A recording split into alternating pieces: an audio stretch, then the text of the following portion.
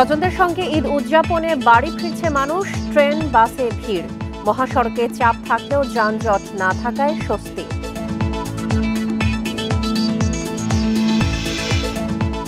নাটোরের private car নিয়ন্ত্রণ হারিয়ে গাছে ধাক্কায় বাবা মেয়ে নিহত। অনিয়ন্ত্রিত গতির কারণে দুর্ঘটনা, ধারণা পুলিশের।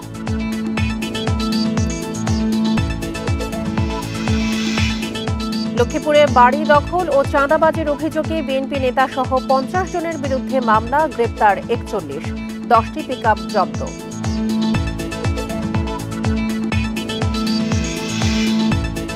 ঈদের কেনাকাটায় জমজমাট দেশের বিভিন্ন বিপণী বিতান, পোশাকের বাড়তি দামের অভিযোগ ক্রেতাদের।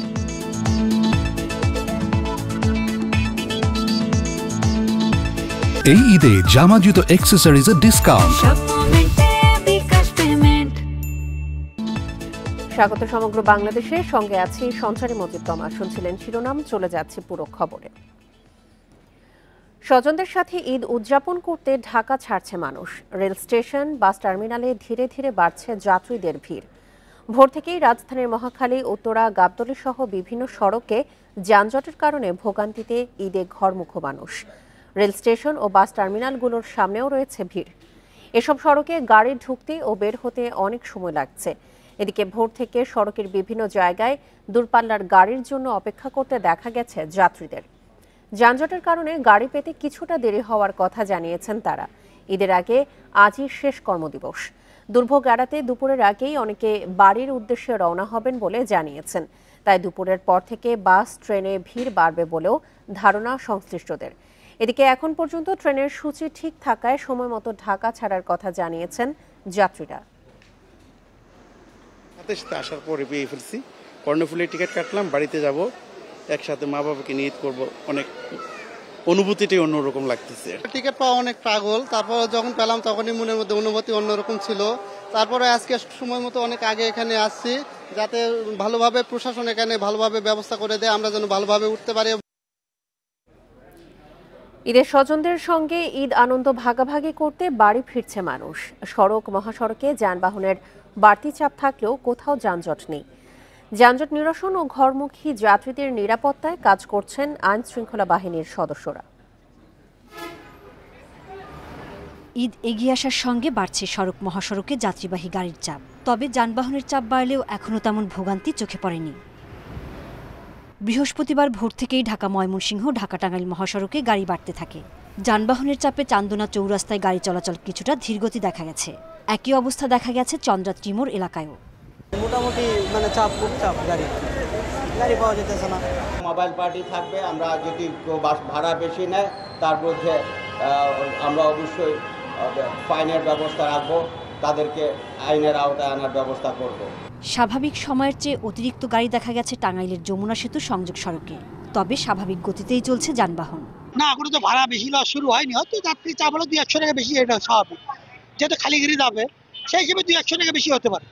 ঢাকা চট্টগ্রাম ও ঢাকা সিলেট মহাসড়কে যানবাহনের বাড়তি চাপ থাকলেও কোথাও যানজট নেই।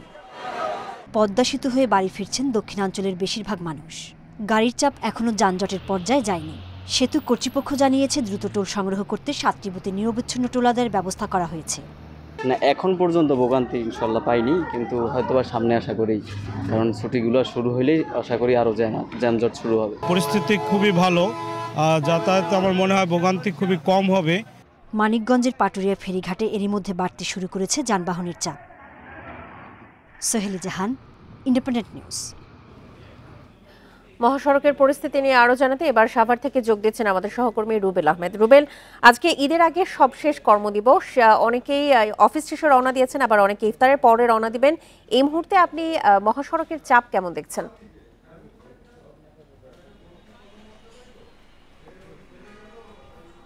দেখুন, আমি এই মুহূর্তে আছি আশুলিয়ার নবীনগর চন্দ্রা মহাসড়কের জিরানির কাছাকাছি একটি বাস স্ট্যান্ডের সাথী ফ্যাশন এলাকাতে। এখানে কিন্তু আমরা দেখতে পেয়েছি এখানে যে বাস কাউন্টারগুলো রয়েছে সেই কাউন্টারে কিন্তু দুপুরের পর থেকে যাত্রীদের ভিড় কিন্তু বাড়তে শুরু করেছে এবং এই যাত্রীরা কিন্তু যানবাহনের জন্য অপেক্ষা করছেন। এখানে যে যাত্রীদেরকে দেখতে পাচ্ছেন তারা সবাই কিন্তু উত্তরের যাত্রী, উত্তরবঙ্গের উদ্দেশ্যে তারা যাবেন এবং এই যাত্রীরা যে শুধু কাউন্টারে অপেক্ষা করছে এমনটি নয়। আমরা কিন্তু দেখতে পেয়েছি এই নবীনগর নবীনগর চন্দ্রা মহাসড়কের বিভিন্ন এলাকাতে পাড়া মহল্লা এবং বাস স্ট্যান্ডে শত শত বাস কিন্তু রিজার্ভ করে রাখা হয়েছে, যেগুলো সন্ধ্যার পরে উত্তরবঙ্গের উদ্দেশ্যে ছেড়ে যাবে। এখন পর্যন্ত এই নবীনগর চন্দ্রা মহাসড়কে যানবাহনের অতিরিক্ত চাপ এবং যাত্রীর চাপ থাকলেও আমরা তেমন কোনো যানজটের খবর পাইনি। আমি দুইটার খবরে যেমনটি জানাচ্ছিলাম যে বাইপাল ত্রিমুর কেন্দ্রিক যে সিগন্যাল পয়েন্ট রয়েছে সেখানে অর্ধ কিলোমিটারের মতো উত্তরবঙ্গগামী লেনে যানবাহনের একটি দীর্ঘ সারি রয়েছে।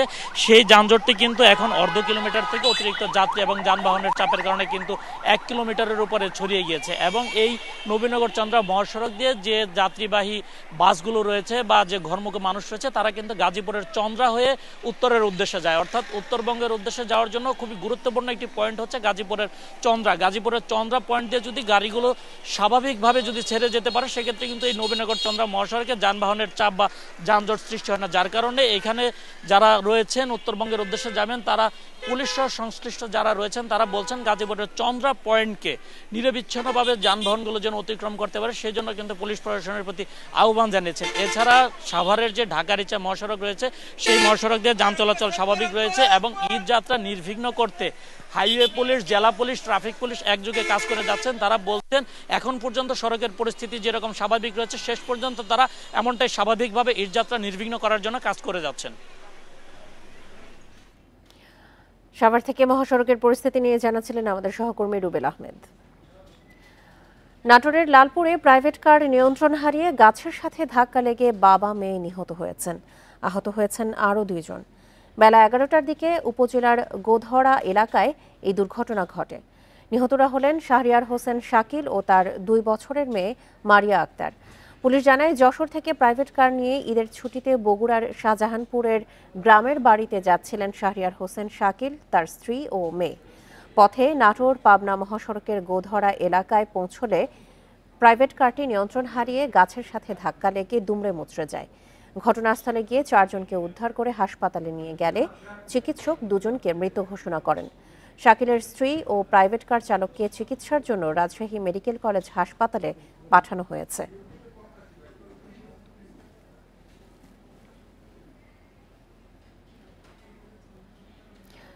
লক্ষ্মীপুরে 3তলা বাড়ি দখল ও চাঁদাবাজির মামলায় 41 জনকে গ্রেপ্তার করেছে যৌথ বাহিনী। ভোরে লক্ষ্মীপুর রায়পুর সড়কের পাশে একটি বাড়িতে অভিযান চালিয়ে তাদের গ্রেপ্তার করা হয়।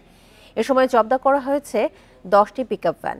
ভবন মালিক মাইনুদ্দিন জানান 4.5 কোটি টাকায় তিনি 3তলা বাড়িটি বিক্রি করেন, কিন্তু পৌর বিএনপির সিনিয়র যুগ্ম আহ্বায়ক লোকমান হোসেন সহ তার সহযোগীরা 1 কোটি টাকা চাঁদা দাবি করেন।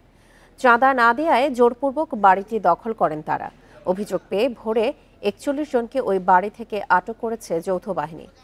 সকালে বিএনপি নেতা লোকমান হোসেন, স্থানীয় ব্যবসায়ী আনোয়ার হোসেন সহ 50 জনকে আসামি করে সদর থানায় মামলা করেন ভুক্তভোগী। সেই মামলায় তাদের গ্রেপ্তার দেখানো হয়। পুলিশ জানিয়েছে লোকমান হোসেন সহ অন্য আসামিদের ধরতে অভিযান চলছে।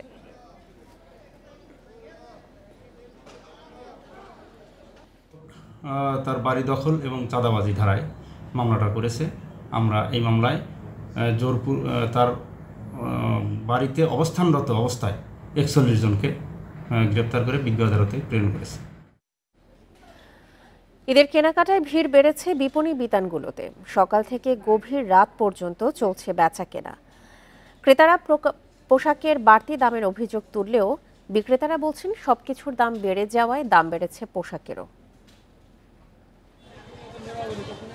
ঈদ এগিয়ে আসায় সাতক্ষীরা শহরের বড় বিপণী বিতানগুলোতে বাড়ছে ক্রেতার ভিড়। পছন্দের পোশাক কিনতে দোকানে দোকানে ঘুরছেন নানা বয়সী মানুষ। সকাল থেকে গভীর রাত পর্যন্ত দোকান খোলা রাখছেন ব্যবসায়ীরা। প্রায় সবারই কেনাকাটা শেষ, সামান্য কিছু কেনাকাটা বাকি আছে। আজকে আর কালকে আগামী 2 দিন ধরে কিনলেই মোটামুটি শেষ হয়ে যাবে। মানুষ চয়েস করতে পারতেছে, আবার প্রাইসও মানুষের সাধ্যের মধ্যেই আছে, মানুষ কিনতেছে। ঈদ সামনে রেখে বেচাকেনা বেড়েছে চাঁদপুরের মার্কেটগুলোতেও। শঙ্কা কাটিয়ে ভালো লাভের আশা বিক্রেতাদের। আমাদের এখানে বরাবরই তো প্রবাসীদের টাকায় বেচা কেনা হয়। আমাদের এখানে 80% সেল হয় প্রবাসীদের কাছে। অসাধু ব্যবসায়ীরা যাতে ক্রেতাদের ঠকাতে না পারে সে লক্ষ্যে নিয়মিত অভিযান চালাচ্ছে ভোক্তা অধিকার সংরক্ষণ অধিদপ্তর। আমাদের এই মনিটরিং চলমান রয়েছে এবং ভবিষ্যতে যদি কোনো অনিয়ম পরিলক্ষিত হয়, অধিক মুনাফা বা অন্য যে অনিয়মগুলো পরিলক্ষিত হয়, তাহলে আমরা আইনানুগ যে ব্যবস্থা সেটা গ্রহণ করব। এবং বরিশালের বিপণী বিতানগুলোর পাশাপাশি বেচাকেনা জমজমাট ফুটপাতেও। শহরের দক্ষিণ চকবাজার, কালেক্টরেট পুকুর পাড়, ফজলুল হক এভিনিউ ও লঞ্চঘাট এলাকায় বসেছে অস্থায়ী দোকান। শোরুমে যাইয়া কেনাকাটা করা সম্ভব না। এখানেও আমাদের জন্য মধ্যবিত্ত যারা আছে আমরা তাদের জন্য আর কি এই কেনাকাটাগুলো করা ভালো। বড় মার্কেট দিয়ে কিনতে হলে তো অনেক টাকা লাগে, আমাদের কাছে সীমিত দামে পায় দিকে আমাদের কাছে কাস্টমার আসে। 200, 250, 300 ভিতরে জুতা পাওয়া যায়, তাও একটু সস্তায় কিনে আমরা লাভ কম করি, আমাকে দোকান ভাড়া লাগে না, খরচ কম। নড়াইলে 15 রোজার পর থেকে ভিড় বেড়েছে বিপণী বিতানগুলোতে। জামা কাপড়ের সঙ্গে বিক্রি বেড়েছে জুতা প্রসাধনীর। রেশমি নন্দী, ইন্ডিপেন্ডেন্ট নিউজ। খাগড়াছড়ির গুইমারা থেকে বিপন্ন বন্যপ্রাণী গন্ধকুকুর উদ্ধার করেছে বন বিভাগ। সকালে উপজেলার জালিয়াপাড়ার একটি সেতুর নিচ থেকে প্রাণীটিকে উদ্ধার করা হয়। বিভাগীয় বন কর্মকর্তা ফরিদ মিয়া জানান, গন্ধকুকুর একটি নিশাচর প্রাণী।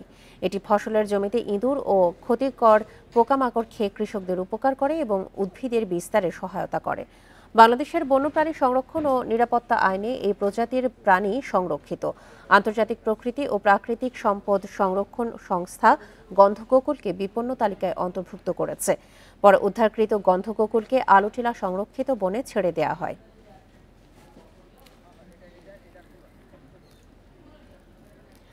প্রায় 3 মাস ধরে ময়মনসিংহ থেকে নেত্রকোনার মোহনগঞ্জগামী লোকাল ট্রেন বন্ধ রয়েছে। ঈদের জন্য হলেও ট্রেনটি চালুর দাবি সাধারণ মানুষের। রেল কর্তৃপক্ষ জানিয়েছে, ইঞ্জিন সংকটের কারণে লোকাল ট্রেনটি চলাচল বন্ধ রয়েছে। এই ট্রেনে ময়মনসিংহ ও নেত্রকোনার কয়েক হাজার যাত্রী যাতায়াত করত। বিকল্প ইঞ্জিন আসলে পুনরায় ট্রেনটি চালু করা হবে। তবে যাত্রীদের দাবি, বাস মালিক সিন্ডিকেটের কারণে লোকাল ট্রেনটি বন্ধ করে দেওয়া হয়েছে। গত 29 ডিসেম্বর থেকে ট্রেনটি চলাচল বন্ধ রয়েছে। এছাড়া নানা কারণে ময়মনসিংহ থেকে বিভিন্ন রুটে 16টি ট্রেন বন্ধ করা হয়েছে।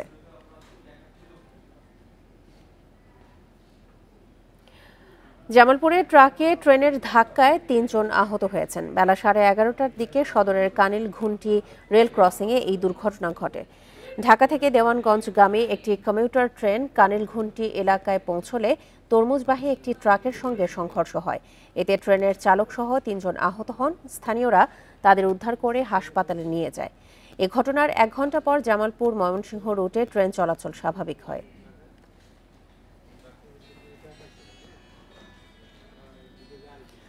লক্ষ্মীপুরে জুলাই আন্দোলনে শহীদ ও আহত 53 পরিবারের মধ্যে আর্থিক অনুদানের চেক বিতরণ করেছে প্রশাসন। দুপুরে এসব চেক বিতরণ করেন জেলা প্রশাসক রাজীব কুমার সরকার। এ সময় 13 জন শহীদ পরিবারকে 10 লাখ টাকা করে চেক দেওয়া হয়। এছাড়া আহত 11 জনকে 2 লাখ টাকা এবং 29 জনকে 1 লাখ টাকা করে মোট 1,81,00,000 টাকার চেক বিতরণ করা হয়। এদিকে গোপালগঞ্জেও আন্দোলনে আহত 6 জনকে চেক প্রদান করা হয়েছে। পর্যায়ক্রমে প্রত্যেক শহীদ পরিবার ও আহতদের সহায়তা দেওয়া হবে বলেও জানান প্রশাসন। পরিবারগুলোর পাশে আমরা দাঁড়াতে পারি। এ ব্যাপারে আমাদের কোনো কার্পণ্য নেই। সুচিকিৎসা হোক, নিরাপত্তা হোক, পুনর্বাসন হোক। এছাড়া এখনকার মতো সমগ্র বাংলাদেশে ইন্ডিপেন্ডেন্ট টেলিভিশনের সব খবর আরও বিস্তারিত জানতে চোখ রাখুন ফেসবুক, ইউটিউব এবং এক্সে। ধন্যবাদ সবাইকে। আমন্ত্রণ পরের আয়োজনে।